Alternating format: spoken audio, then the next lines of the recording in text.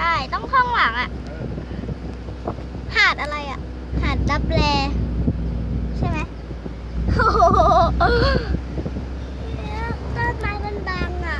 EP ที่2แล้วใช่ไหมเนี่ยอันเนี้ยมัน EP แรกภาษาอยากเล่นเดี๋ยวสิต่อไปไหนต่ออุ้ยนี่สวยจังเป็นจุดชมวิวนะคะ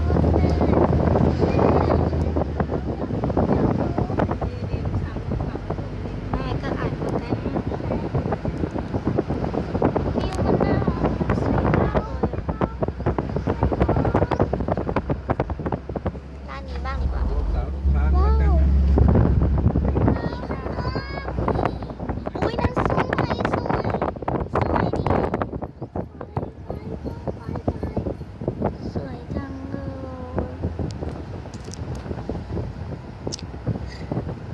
ไม่เคยมาทะเลเป็นปีแล้วเนี่ยโอ้สวยมากเลยว่ะพ่อเนาะว้าวน่าเล่นอ่ะอันนี้วันนี้เป็นวันศุกร์วันเสาร์อาทิตย์คนจะเยอะใช่ไหมพ่อใช่ดิใช่ดิมันสวยมากเลยมีแบบนี่นะคะ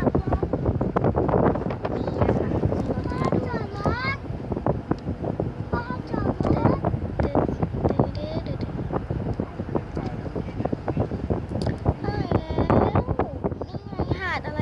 หาดเก็บตะวัน โอ้ลูกสาว อุ้ยสวยอ่ะสวยมากเลยอ่ะพ่ออันนั้นเขาน้ำระวังลื่นนะเฮ้ยพ่อจ๋าแล้วถ้าใครจะมาบ้านเราไหมอ่ะถ้าใครจะมาบ้านเราไหมอ่ะใช่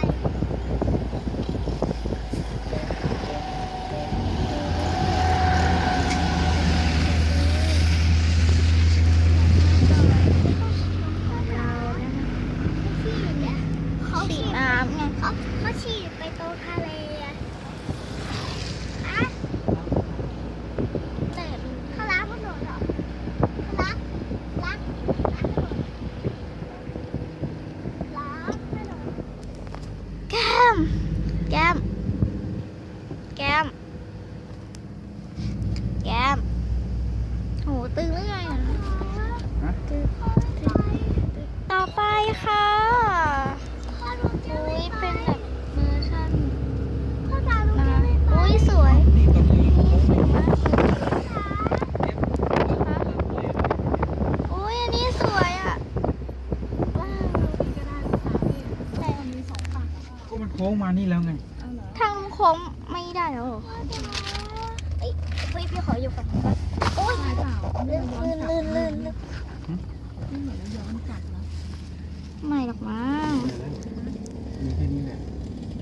มี ถนนหมดแล้วเหรอ ไปลงแล้ว ฝั่งทะเลก็อยู่ฝั่งนู้นดิพี่ อะไร ลงไปทางนู้นหรือไม่ได้ลงไปทางนู้นเหรอ อุ้ยอันนี้มันลึกมากเลยอ่ะ มันจะไปไงอยู่ทางนู้นอ่ะ